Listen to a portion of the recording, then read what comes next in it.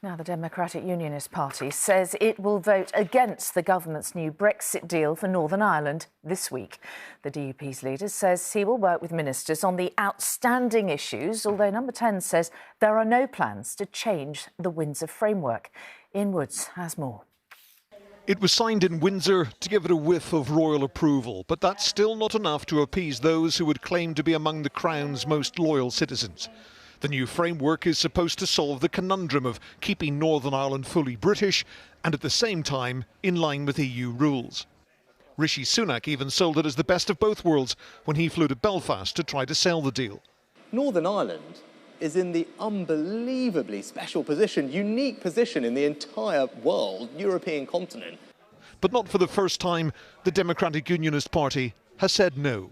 Well, this is us giving a clear indication to the government that insufficient progress has been made, that there remain key areas of concern for us and they need to be addressed. The DUP say what was sold as the Stormont break, a mechanism for the Northern Ireland Assembly to block new EU rules being applied there, doesn't cover existing regulations.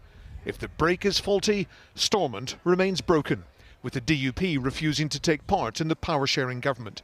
The Assembly has been paralysed for more than a year. DUP opposition won't stop the latest Brexit deal being approved in Parliament.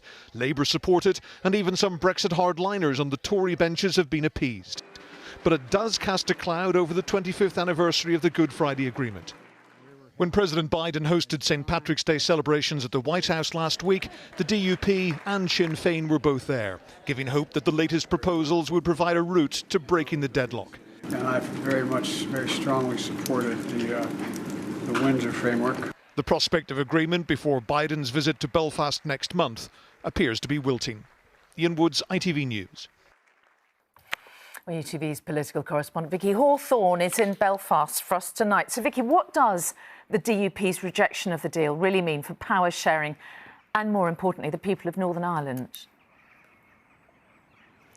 Well, Mary, confirmation that the DUP's MPs plan to vote against the government on Wednesday probably won't have come as much of a surprise to people in Northern Ireland. Ever since the Prime Minister unveiled the Windsor Framework, his new deal with the EU on Northern Ireland, the DUP, members of the DUP have been expressing over several weeks now concerns and reservations about it. And in general, the party has been saying that while there has been some progress made with the Windsor Framework, it just doesn't go far enough for them. And that means that the Stormont Assembly behind me, there is no sign of it returning on the horizon anytime soon. However, the DUP as a party is continuing to consult more generally around the Windsor Framework. It set up a panel of former leaders, current members, to take the temperature of business groups, of unionist voices across Northern Ireland. That group is due to report back to the party later this month. So the government will be holding out that still offers an opportunity for the DUP to get on board. The DUP, though, will be continuing to keep the pressure on the government to make the changes to the framework that it wants. OK, Vicky Hawthorne in Belfast, thank you.